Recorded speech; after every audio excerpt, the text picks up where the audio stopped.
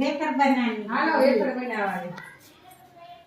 હવે બાયુને મૂંઝાવાની જરૂર નથી. હવે નવા ચૂલા આવી ગયા છે હીટરમાં. ગેસ ન હોય તો કાંઈ ન હોય, આમાં તમે વેફર બાફી શકો છો. જો આમ પોટલું વાળીને વેફર નાખી દેવાની છે. આમાં વેફર આમનામ બફાઈ જશે. આમાં નાખી કાંઈ મૂંઝાવાની જરૂર નથી. સ્ટાર્ટ.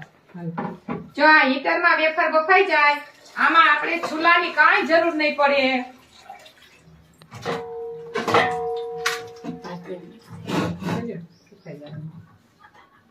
આમ પોટલું વાળીને મૂકી દેવાનું.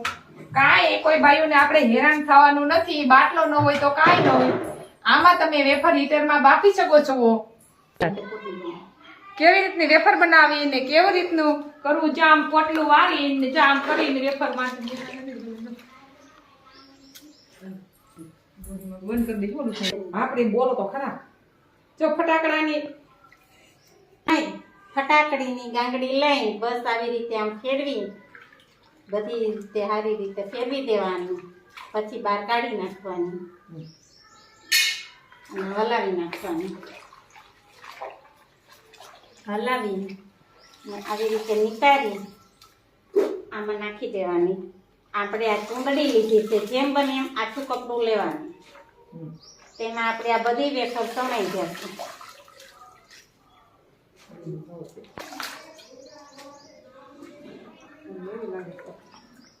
સામસામા છેડા લઈ અને પોચું પોચું પોટલું બાંધી દેવાનું.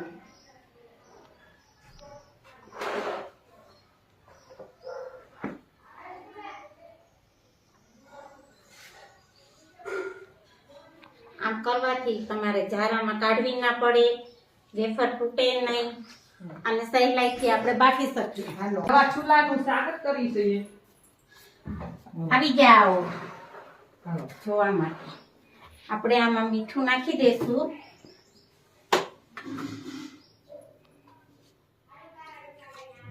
ઓલરેડી નાખેલું જ છે. આ તો ઘાણે ઘાણે થોડું થોડું નાખતું જવાનું અને સરસ રીતે હલાવી દેવાનું. આમાં તમારે કાંઈ ચૂલાનો ઉપયોગ નહીં આવે. તમારે હતે હીટરમાં વેફર બફાઈ જશે. ધીમે ધીમે બધી જ વેફર ડુબાડી દેવાની છે.